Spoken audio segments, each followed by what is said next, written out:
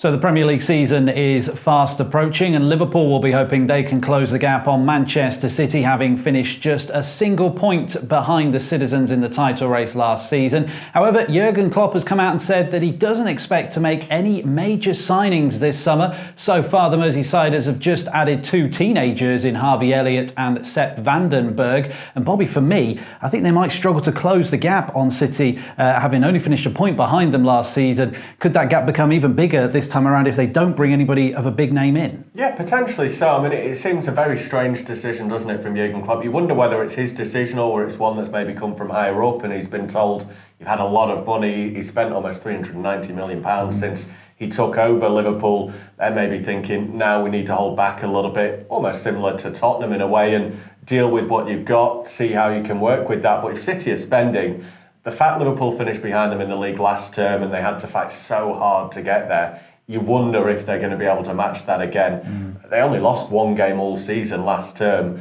If injuries start to strike, that could be a huge issue for them. They were heavily reliant on an 11, really. Had a few players that came in and played a role in part, but they don't have that depth that City have where they can almost rotate a full 11 and still be almost as strong. Yeah, for me, with City improving, signing Rodri, who's expected to come straight into their midfield. They've got Angelino in as well, who's cover at left back. Feels like they've taken a step forward, whereas Liverpool is standing still. And he talked about the reliance on the players like Mane, Salah and Firmino, who have all had very busy summers and could miss the start of the season. Then you factor in that they've lost Shaqiri and Keita to injuries, which could rule them out for the start of the season. They could find themselves a little bit behind City right from the off. Yeah, exactly. I mean, they start the season against Norwich, which could be a bit of a banana skin, to be honest. Norwich obviously newly promoted, but we've often seen those sides that have come up with the momentum and that exuberance of being back in the Premier League. They want to make a real statement, and Liverpool might well find life difficult, although they have fared well against Norwich previously in top flight encounters. But you rightly say, Jurgen Klopp is probably going to have to rotate from the first game.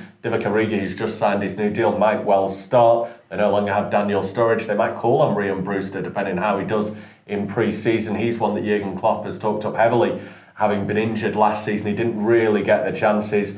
And a little bit like Chelsea as well, he might have to do a job like Frank Lampard, where he has to look to these youngsters, try and bring them through and give them a bigger role. Yeah, he said that Alex Oxlade-Chamberlain, who missed nearly all of last season with the knee injuries, like having a new signing, could turn to the likes of Ben Woodburn and Ryan Kent, who were out on loan last season, to fill the gap. I'll put you on the spot now, Bobbie. Do you think those players are good enough to step up and fill in for Liverpool in a big season?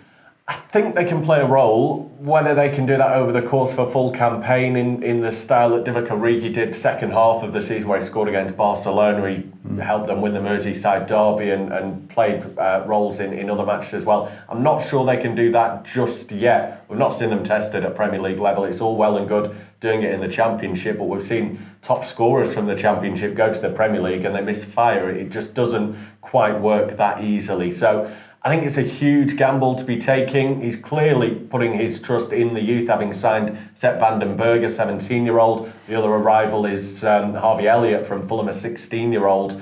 How much football they're going to get, we'll have to wait and see as well. But it's going to be very tough for Liverpool next season, I think, in trying to match Manchester City. A big spending City as well. And you look at other sides too that are going to be trying to close that gap. Tottenham, for one, they've spent big money this summer. Tanguy and Dembele coming in. They're going to be looking to get up closer there to challenge for the title. So give us your thoughts on our social media platforms on Twitter and on Facebook. Are Liverpool standing still, or do they have enough already to be crowned Premier League champions this season? Don't forget to subscribe to our YouTube channel as well for all our latest videos.